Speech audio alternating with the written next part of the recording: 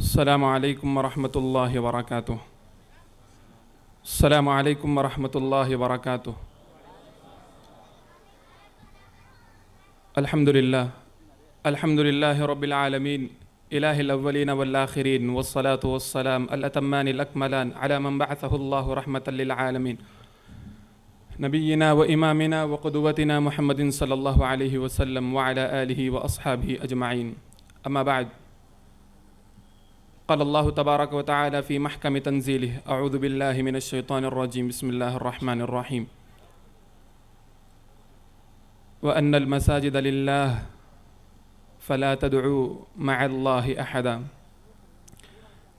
رب اشرح لي صدري ويسر لي أمري واحلل عقدة من لساني يفقهوا قولي سبحانك لا علم لنا إلا ما علمتنا إنك أنت العليم الحكيم رب زدني علما رب زدني علما رب زدني علما۔ کیوں اداس پھرتے ہو، مسجدیں بلاتی ہیں، کیوں اداس پھرتے ہو، مسجدیں بلاتی ہیں، رب کی بندگی کر کے تم فلاح پاؤ گے، کیوں اداس پھرتے ہو، مسجدیں بلاتی ہیں۔ واجب الاحترام علماء اکرام، عمائدین شہر، جماعت و جمعیت کے عہدیداران، بزرگان محترم، نوجوان عزیز ساتھیوں، امت محمدیہ کی باکردار، باحیا، باحجاب میری ماں بہنیں، اللہ تعالیٰ کا بے حد و حساب شکر و احسان ہے کہ اللہ نے مجھے ان علماء اکرام کے درمیان اور آپ سامعین اور سامعات کے درمیان کچھ کہنے کا موقع اللہ رب العالمین نے عنایت فرمایا۔ میں اللہ تعالیٰ سے دعا کرتا ہوں کہ اللہ تعالیٰ مجھے سچ کہنے، حق کہنے، آپ کو حق سننے اور دونوں کو عمل کرنے کی توفیق عنایت فرمائے، اللہم آمین۔ حاضرین گرامی قدر اور معزز سامعات، آپ نے سن لیا کہ میرا عنوان ہے مساجد کی اہمیت اور آداب۔ محترم سامعین، مسجد اللہ کا گھر ہے، دین اسلام کا مرکز ہے۔ یہ مسجد جس کی نسبت خود اللہ نے اپنی جانب کی، کہا وَأَنَّ الْمَسَاجِدَ لِلَّهِ وَأَنَّ الْمَسَاجِدَ لِلَّهِ فَلَا تَدْعُوا مَعَ اللَّهِ أَحَدًا، سورہ جن کی آیت ہے۔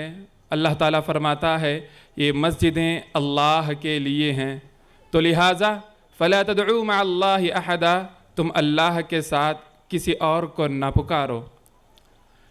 یہ دنیا اتنی بڑی ہے، یہ زمین اتنی کشادہ ہے، اتنی وسیع و عریض ہے۔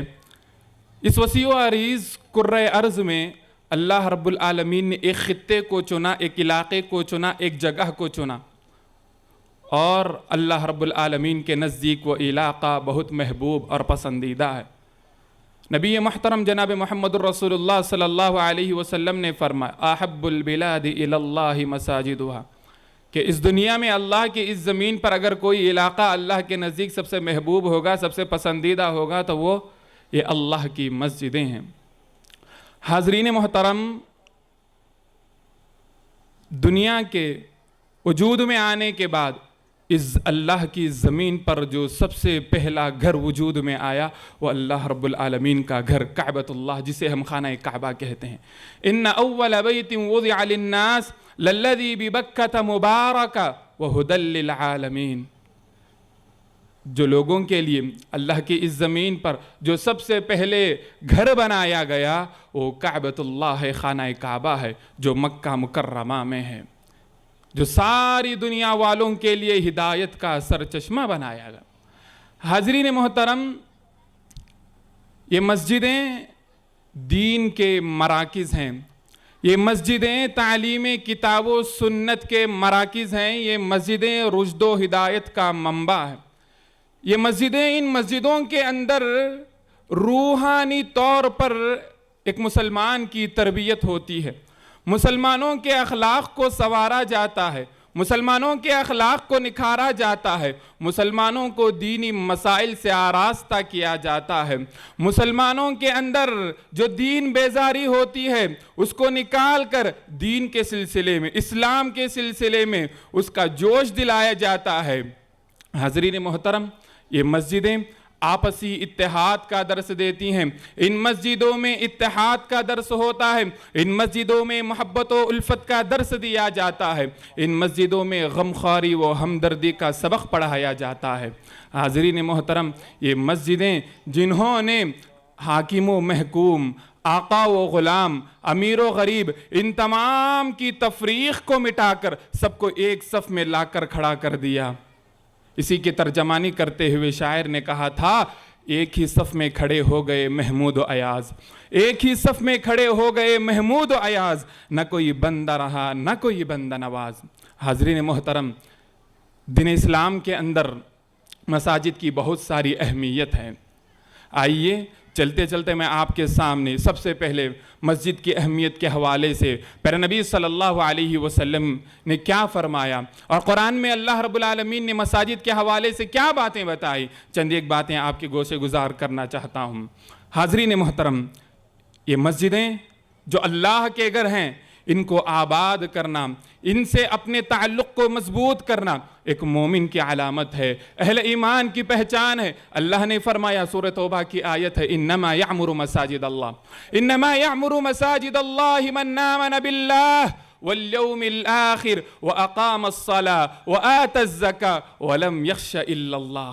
اللہ رب العالمین نے فرمایا، ارے مسجدوں کو کون آباد کرتے ہیں؟ مسجدوں کو کون آباد کرتے ہیں؟ کہا من آمن باللہ، جو اللہ پر ایمان لاتے ہیں، والیوم الآخر، اللہ پر ایمان لانے کے ساتھ ساتھ آخرت کے دن پر بھی ایمان جو رکھتے ہیں، یہی لوگ مسجدوں کو آباد کرتے ہیں۔ مسجد بنا کر چھوڑ دینا کمال نہیں ہے۔ مسجد تو آج کے زمانے میں تقریباً ہر کوئی بنا سکتا ہے، لیکن مسجد کو آباد کرنا ایک مومن کی پہچان ہوتی ہے۔ اسی لیے نبی محترم صلی اللہ علیہ وسلم نے فرمایا، اذا رأيتم الرجل يعتاد المساجد فاشهدوا له بالایمان، کہ اگر کوئی بندہ مسجد کو پابندی کے ساتھ جاتا ہے تم اس کے حق میں گواہی دو کہ وہ بندہ مومن ہے۔ حاضرین محترم، یہ مسجدیں جن کو بنانے کے سلسلے میں، جن کو تعمیر کرنے کے سلسلے میں پیارے نبی صلی اللہ علیہ وسلم نے فرمایا، من بنا للہ مسجدا بنا اللہ له بیتا فی الجنہ، جو اللہ کی خوشنودی حاصل کرنے کے لیے اگر کوئی بندہ اللہ کے گھر کو تعمیر کرتا ہے، اللہ رب العالمین جنت میں اس کے لیے ایک گھر کو تعمیر کرتے ہیں۔ یہ اور اس جیسی بہت ساری ایسی احادیث ہیں جس میں پیارے نبی صلی اللہ علیہ وسلم نے ایک موقع پر فرمایا کہ اگر کوئی چڑی کے گھونسلے کے برابر بھی اگر کوئی گھر تعمیر کرتا ہے، مسجد تعمیر کرتا ہے، اللہ رب العالمین اسے جنت میں گھر بنا دیتا ہے۔ حاضرین گرامی قدر، مساجد بنانے کی اسی فضیلت کے پیش نظر آپ دیکھتے ہیں کہ پیارے نبی صلی اللہ علیہ وسلم نے جب مکے سے ہجرت کی، مدینہ پہنچے، مدینہ پہنچنے سے پہلے ایک قریہ تھا جس قریے کا نام قبا تھا۔ آپ صلی اللہ علیہ وسلم نے اس قبا میں ٹھہرے، آپ صلی اللہ علیہ وسلم اس قبا میں تقریباً 14 دن تک کلثوم بن ہدم رضی اللہ تعالی عنہ کے گھر میں ٹھہرے، اور آپ صلی اللہ علیہ وسلم نے انہی ایام میں ایک مسجد بنائی جس مسجد کا تذکرہ سورہ توبہ میں ہے۔ کہا لَمَسْجِدٌ أُسِّسَ عَلَى التَّقْوَى مِنْ أَوَّلِ يَوْمٍ أَحَقُّ أَن تَقُومَ فِيهِ۔ حاضرین گرامی قدر، جب آپ صلی اللہ علیہ وسلم نے قبا کی بستی میں مسجد قبا بنائی، پھر جب آپ صلی اللہ علیہ وسلم کوچ کر کے مدینہ پہنچے اور آپ صلی اللہ علیہ وسلم نے صحابہ کے ساتھ مل کر جو سب سے پہلے مسجد قائم کی مدینہ کے اندر، وہ مسجد نبوی ہے۔ حاضرین گرامی قدر، مسجدوں سے جتنا گہرا ہمارا تعلق ہوگا، ہمارا رشتہ مسجدوں سے جتنا مضبوط ہوگا، اللہ رب العالمین ہمیں اجر و ثواب بھی عطا کرے گا۔ ایک بندے کا تعلق مسجد سے جتنا مضبوط ہوگا، اسی قدر اللہ رب العالمین اسے اجر و ثواب سے نوازے گا۔ اور بہت ساری بشارتیں اللہ کے نبی صلی اللہ علیہ وسلم نے فرمائی۔ ایک مسلم کی حدیث، ایک لمبی حدیث ہے، جس میں اللہ کے رسول صلی اللہ علیہ وسلم نے فرمایا قیامت قائم ہوگی، قیامت قائم ہوگی، سورج بالکل ہمارے قریب آ پہنچے گا، کوئی گھٹنوں تک پسینے سے شرابور ہوگا، کوئی گردن تک، کوئی مکمل جسم شرابور ہوگا پسینے سے، اور اللہ رب العالمین کے عرش کے سائے کے علاوہ کوئی سایہ نہیں ہوگا۔ یہ ایسا موقع ہوگا کہ ہر شخص نفسا نفسی کے عالم میں ہوگا۔ ایسے موقع پر اللہ رب العالمین ان لوگوں کو اپنے عرش کے سائے میں جگہ دے گا جن کا دل مسجد سے اٹکا ہوا۔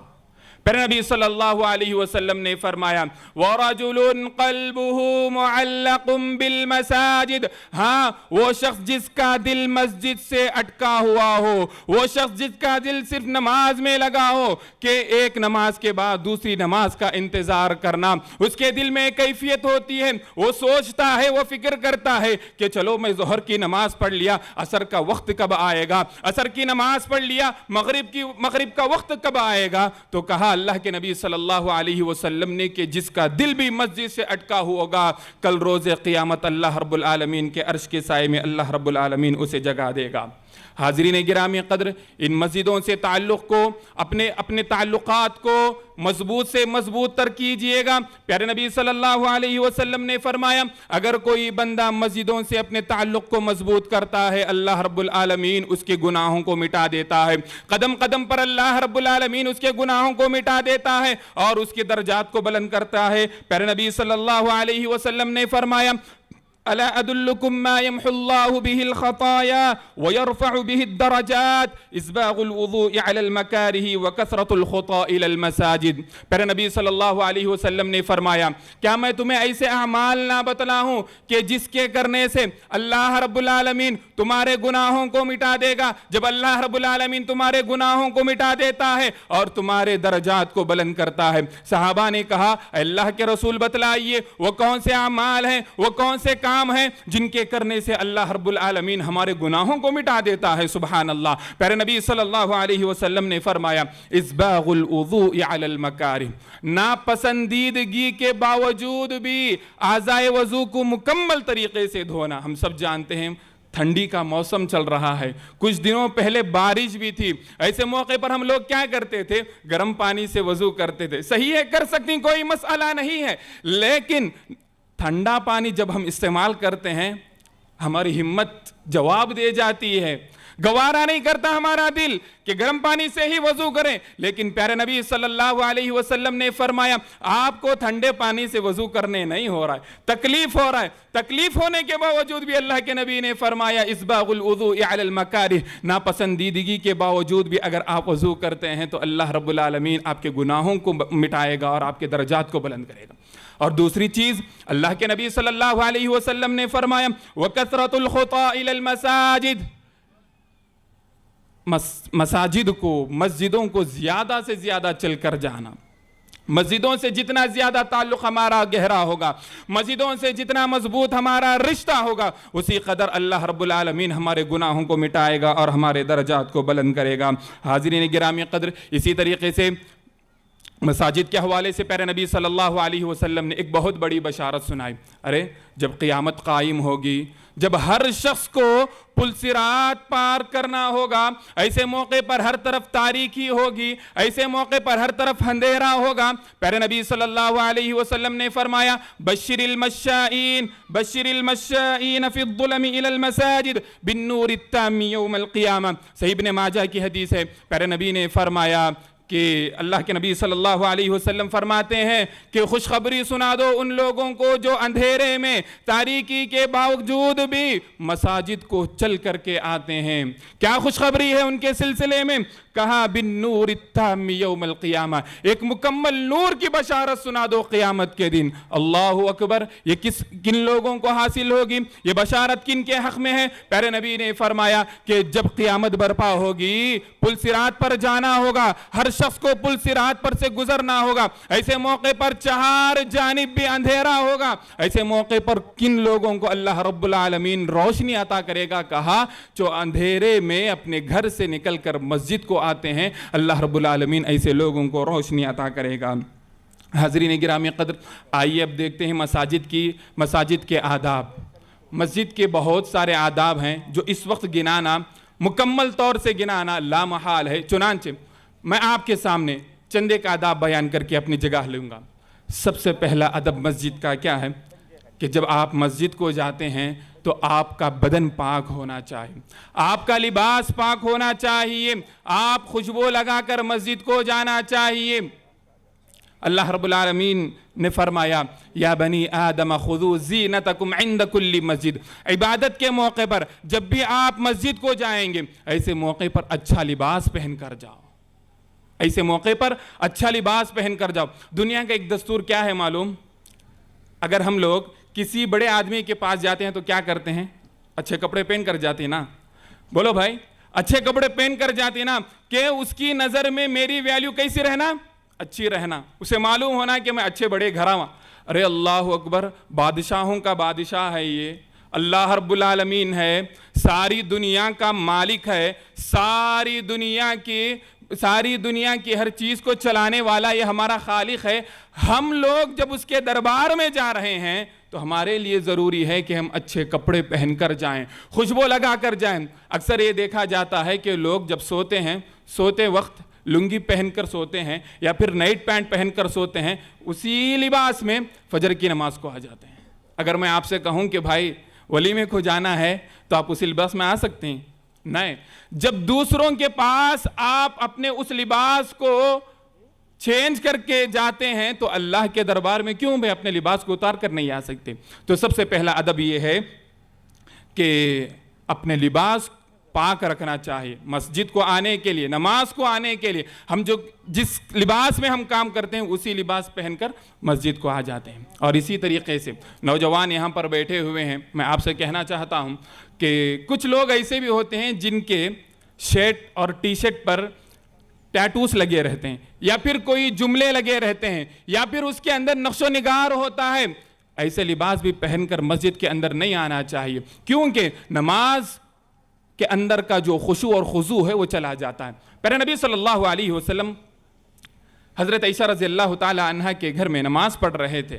आप सल्लल्लाहु अलैहि वसल्लम नमाज से फारिग होने के बाद हज़रत आयशा रज़ियल्लाहु ताला अन्हा से फरमाया, अमीती अन्ना क़िरामकी हादा, अमीती अन्ना क़िरामकी हादा। आयशा, जो आपने अपनी दहलीज पर जो चादर लटकाया हुआ है जिसके अंदर नक्शो निगार है, उस नक्शो निगार ने मेरी नमाज में खलल डाल दिया। तो पता ये चला कि नमाज के लिए जब आते हैं तो बिल्कुल सादा लिबास पहनकर आना चाहिए। इसी तरीके से दूसरा अदब शरीयत हमें बताती है कि जब भी आप मस्जिद को आते हैं तो आपको 2 रकात नमाज पढ़ना चाहिए। ये मस्जिद का हक है कि जब भी आप मस्जिद को आते हैं 2 रकात पढ़े बगैर नहीं बैठेंगे। प्यारे नबी सल्लल्लाहु अलैहि वसल्लम ने फरमाया, बुखारी की हदीस है, इदा दखल अहदुकुमुल मस्जिद फल्यरका रकातैन क़ब्ल अन यजलिस। प्यारे नबी सल्लल्लाहु अलैहि वसल्लम ने फरमाया, तुम में का कोई शख्स जब मस्जिद में दाखिल हो, उस शख्स को चाहिए कि वो 2 रकात नमाज पढ़ ले बैठने से पहले। ये 2 रकात नमाज की अहमियत का अंदाज़ा इस बात से भी लगाया जा सकता है। प्यारे नबी सल्लल्लाहु अलैहि वसल्लम खुतबा दे रहे थे, एक सहाबी आए जिनका नाम सुलैक अल-गतफ़ानी, क्या नाम है? सुलैक अल-गतफ़ानी रज़ी अल्लाह ताला अन्हु है। प्यारे नबी सल्लल्लाहु अलैहि वसल्लम खुतबा दे रहे हैं, आकर बैठ जाते हैं। अल्लाह के रसूल सल्लल्लाहु अलैहि वसल्लम उनको उठाते हैं और कहते हैं कि क्या तुमने नमाज पढ़ी? कहा कि नमाज नहीं पढ़ी। अल्लाह के रसूल ने उस वक्त हुक्म दिया कि तुम नमाज पढ़ो। मालूम यह हुआ कि अगर मिंबर पर खतीब खुतबा दे रहा हो, आप मस्जिद में आए हैं, तो ऐसे मौके पर भी आपको 2 रकात नमाज पढ़ना ये ज़रूरी है। इसी तरीके से हाज़रीन, तीसरा अदब हमें ये बताया गया कि जब आप घर से निकलते हैं तो दुआओं का एहतमाम करना चाहिए, दुआओं का एहतमाम करना चाहिए। जब मस्जिद में दाखिल होते हैं तो अपना सीधा पैर रखकर दाखिल होना चाहिए। शरीयत ने हमें दुआ सिखलाई, बिस्मिल्लाहि वस्सलातु वस्सलामु अला रसूलिल्लाह, अल्लाहुम्मा फ़्तह ली अबवाब रहमतिक। कितने लोगों की दुआ याद है? तकरीबन अगर मैं ये कहूँ तो मुबालगा ना होगा, 50% ایسے لوگ ہیں جن کو دعا صحیح طور پر یاد نہیں ہے. وہ کیا کہتے ہیں؟ اللہم مفتح لی ابواب رحمتک. اللہم مفتح لی ابواب رحمتک کا معنی کیا ہے؟ اے اللہ تو میرے لیے اپنے رحمت کے دروازے کھول دے.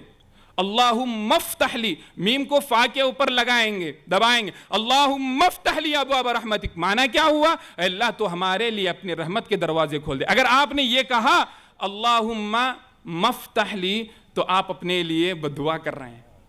اللہم مفتح لی ابواب رحمتک، اے اللہ تو میرے لیے اپنے رحمت کے دروازے مت کھول دے. تو لہٰذا یہاں پر یہ بات کو یاد رکھنی چاہیے کہ جب آپ دعا پڑھتے ہیں ذرا آپ کی دعاؤں میں اگر کوئی غلطی ہو تو مسجد کے امام سے پوچھئے کیا میری دعا صحیح ہے. اسی طریقے سے شریعت کی تعلیم یہ بھی ہے کہ مسجد کے اندر داخل ہوتے وقت دعا پڑھنی چاہیے. جب مسجد سے نکلتے ہیں تب بھی دعاؤں کا اہتمام کرنا چاہیے.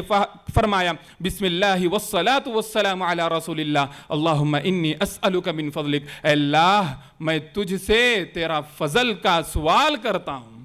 حاضرین محترم، اسی طریقے سے مسجد کا ایک چوتھا ادب یہ بھی ہے کہ مسجدوں کی پاک و صفائی کرنی چاہیے، مسجدوں کو پاک رکھنا چاہیے. پیارے نبی صلی اللہ علیہ وسلم نے فرمایا، حضرت عائشہ رضی اللہ تعالیٰ عنہ راوی حدیث ہے، امرنا رسول اللہ صلی اللہ علیہ وسلم ببناء المسجد فی الدور وان تنظف وتطیب. پیارے نبی صلی اللہ علیہ وسلم نے ہمیں حکم دیا کہ اپنی گلی محلوں میں مسجدوں کو قائم کرو، اپنی گلی محلوں میں مسجدوں کو تعمیر کرو، مسجدوں کو بناؤ. اور ساتھ ہی ساتھ اللہ کے رسول نے یہ بھی حکم دیا کہ مسجدوں کو پاک رکھو، مسجدوں میں خوشبو لگاؤ. لیکن آج مسئلہ کیا ہے معلوم؟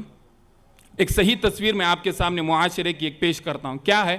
مسجد کے امام کی ذمہ داری، مسجد کے مؤذن کی ذمہ داری ہے مسجد کو صاف کرنا. تو میں اور آپ کہاں سے گئے؟ کیا میں اور آپ نماز نہیں پڑھ رہے ہیں؟ کیا میں اور آپ اس مسجد میں نہیں جا رہے ہیں؟ کیا میں اور آپ اس مسجد سے دین کی باتیں اخذ نہیں کر رہے ہیں؟ کیا میں اور آپ اس مسجد سے دین کی باتیں نہیں لے رہے ہیں؟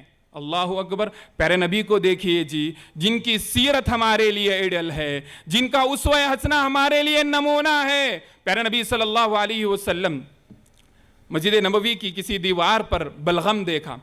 پیارے نبی صلی اللہ علیہ وسلم نے مسجد نبوی کی کسی دیوار پر بلغم دیکھا، خود آپ صلی اللہ علیہ وسلم نے اپنے ہاتھوں سے اسے دور کیا. کون ہے یہ؟ رحمت للعالمین ہے، امام المرسلین ہیں، آخری نبی ہیں، اللہ کے محبوب بندے ہیں. جب ان کا عمل یہ ہے کہ جب مسجد میں دیکھ رہے ہیں کہ کوئی غلاظت ہے، بلغم ہے، تھوک ہے، خود اللہ کے رسول صلی اللہ علیہ وسلم اپنے ہاتھوں سے اس کی صفائی کر رہے ہیں، تو میں اور آپ کون ہو سکتے ہیں بھائی؟ مؤذن کو بولنے والے. جب بھی مسجد کو داخل ہوتے ہیں اس نیت سے داخل ہوتے ہیں، مسجد کی اگر لائٹ بھی چلے گئی، کہاں ہے بھائی انہیں مؤذن؟ کہاں گئے انہیں مؤذن؟ کہاں گئے وہ ذمہ دار؟ بھائی آپ مسجد میں نماز پڑھ رہے ہیں، آپ مسجد سے کچھ باتیں لے رہے ہیں، دین کی کچھ باتیں لے رہے ہیں، آپ کو دین کے بارے میں معلوم ہو رہا ہے، تو آپ بھی ذمہ دار ہیں نا. مسجد کی واچ میں شل ہو گیا تو مسجد کے مؤذن کی ذمہ داری نہیں ہے، آپ کی بھی ذمہ داری ہے، مسجد کے ذمہ دار کی بھی ذمہ داری ہے. تو اسی لیے شریعت ہمیں بتاتی ہے کہ مسجد میں اگر کوئی گندگی آپ دیکھیں، آپ کے لیے ضروری ہے اس گندگی کو دور کریں. اسی طریقے سے حاضرین، مسجد کا ایک پانچواں ادب یہ بھی ہے کہ مسجد کو آتے ہوئے کسی کو تکلیف نہیں دینا. مطلب کیا ہے؟ مسجد کو کچھ لوگ کیا کرتے ہیں، اللہ کے نبی صلی اللہ علیہ وسلم نے فرمایا کہ کچی پیاز اور کچا لہسن کھا کر مسجد کے اندر داخل نہیں ہونا. یہ پیاز اور لہسن کیا ہے؟ حلال ہے حرام ہے؟ کیا ہے؟ حلال ہے. لیکن آج دل پر ہاتھ رکھ کر بولو کتنے لوگ ویمل کھا کر مسجد کے باتھ روم میں جا کر تھوکتے ہیں؟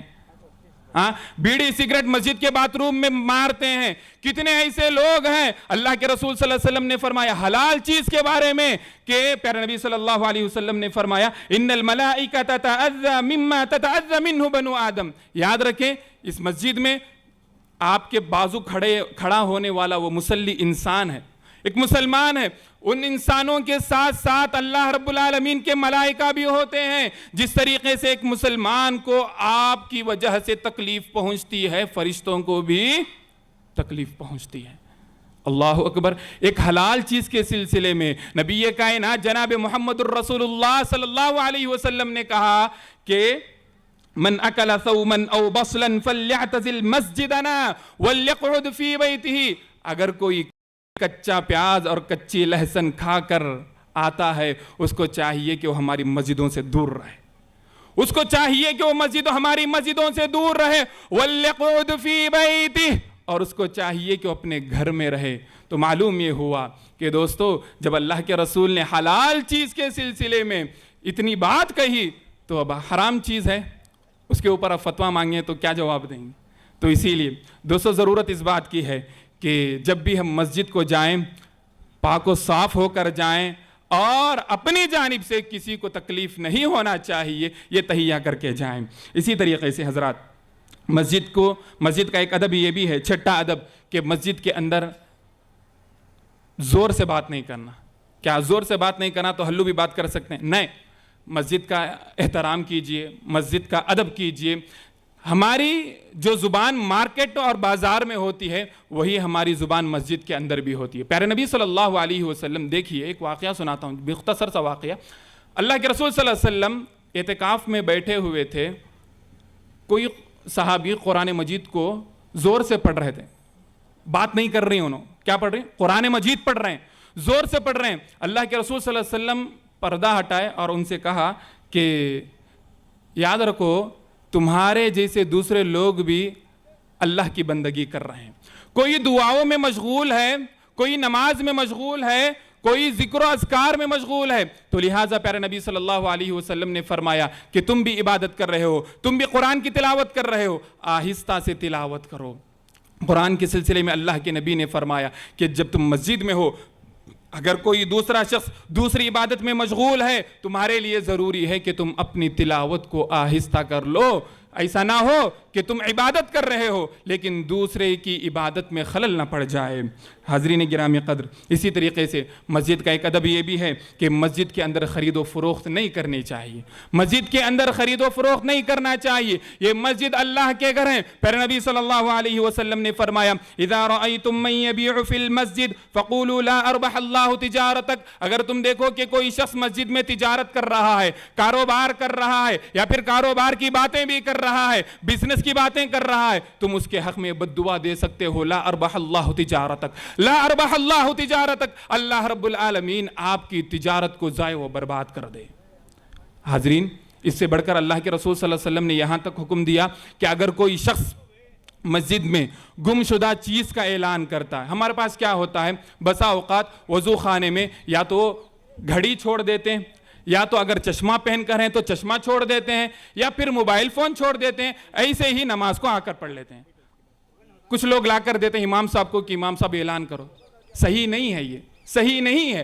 پھر نبی صلی اللہ علیہ وسلم نے فرمایا من سمع رجلا ينشد ضالة في المسجد فليقل لا ردها الله عليك، جب کوئی مسجد میں اعلان کرے کہ میری فلان چیز گم ہو گئی ہے، میری فلان چیز گم ہو گئی ہے، تو تم کہہ سکتے ہو لا ردہ اللہ علیک، کہ اللہ رب العالمین اس چیز کو تم پر نہ لوٹائے۔ پھر نبی نے آگے فرمایا فَإِنَّ الْمَسَاجِدَ لَمْ تُبْنَ لِهَذَا، مسلم کی حدیث ہے کہ مسجدیں اس لیے نہیں بنائی گئی ہیں کہ مسجدوں میں کاروبار کی باتیں ہوں، مسجدیں اس لیے نہیں بنائی گئی ہیں کہ مسجدوں کے اندر گمشدہ چیزوں کا اعلان ہو، بلکہ مسجدیں اس لیے بنائی گئی ہیں کہ یہاں پر اللہ کی عبادت ہو۔ اسی طریقے سے ایک آخری ادب یہ ہے کہ مسجد کے اندر کچھ لوگ ہوتے ہیں مسجد کے اندر پہلے ہی سے موجود ہوتے ہیں، اذان ہونے کے بعد چلے جاتے ہیں، ایسا جانا منع ہے۔ ایک مرتبہ حضرت ابو ہریرہ رضی اللہ تعالی عنہ مسجد میں بیٹھے ہوئے تھے، ایک شخص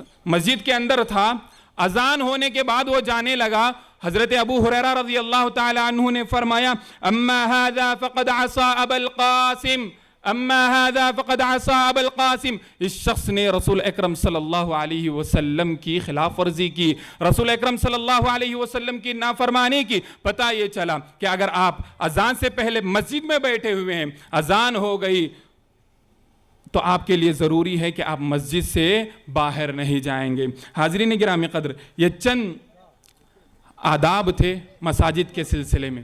ضرورت اس بات کی ہے کہ ہم مساجد کے آداب کا خیال رکھنا چاہیے۔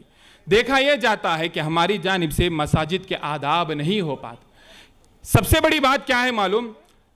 ہمارے پاس مسجد کا احترام نہیں، ہمارے دل مردہ ہو چکے، ہمارا ایمان کمزور ہو چکا، اور ہمارا تعلق مسجد سے کمزور ہوتا جا رہا ہے۔